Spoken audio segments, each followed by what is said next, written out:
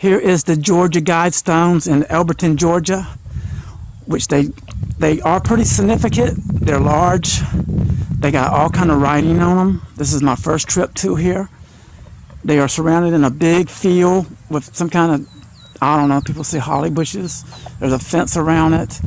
And of course there's cameras all the way around this thing. You can't do nothing for the cameras. And one right there. There's even a radiation tower over there. But they took this hill and they mounded it up, and then they put these on it, and they're keeping them clean. I did hear where there was graffiti written on them, but none of that's on it. So they come in here and power washed them at some point. Okay, so there's a lot of significance to these right here. These little towers is there. The Illuminati, not even them, but the New World Order, military industrial complex, all those societies. And I'm personally say, since they were put here in 1980, which was 40 years ago now, over 40 years, Ted Turner had his hand deep in this.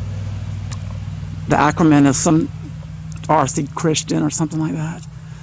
But there's Egyptian in there, and there's hieroglyphics up there. So that's just how that is. Can I show you?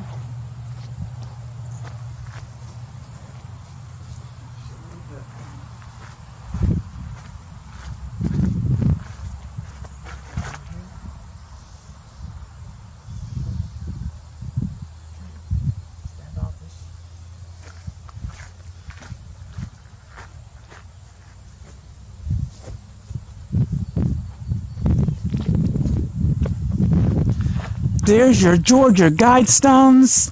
If they'd put them in Kentucky, they would have been Kentucky Guidstones. If they'd been put in South Carolina, oh, they would have been South Carolina Guidstones, and so on and so on. Why they picked this spot, I don't know. Maybe there's a ley line that runs through here. There's a lot of significance to this thing. Of course, it's lined up for solar observations as well. You can say that. So let's step into them. Well, I thought that we'll go up into here. I remember a few years back they put that cube in here. So if that thing ever fell, it'd be crushed. There's some kind of hole right there. There's a slot for who knows. There's that cube. That missing place was left for that cube. They took it out and it's wet looking. So I don't know what that's about. So if you're looking at the sun from inside these things, it's covered up right now. So I may not ever get back here, but at least I got here this time. Definitely got here this time, okay? It's 3 hours and 38 minutes from my house, which is not too bad. Me and a friend of mine rode out this way, so. And there's the English language that they've given you. But I guess this is really the Devil's Hill if you want to kill people or depopulate. That's exactly what this is meant to be for. But it is a pretty area up this way. There's a lot of country out here in Elberton, Georgia, North Georgia. And the sky don't look bad today.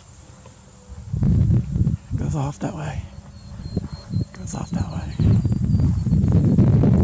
Big clouds.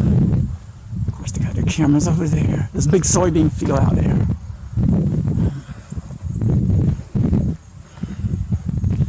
I mean, this will probably be the best video I can get of this. So, just the way it is. And it is, I mean, I could zoom in, but why should I? And then they got this thing. Remember, I'm toting this on an iPod now.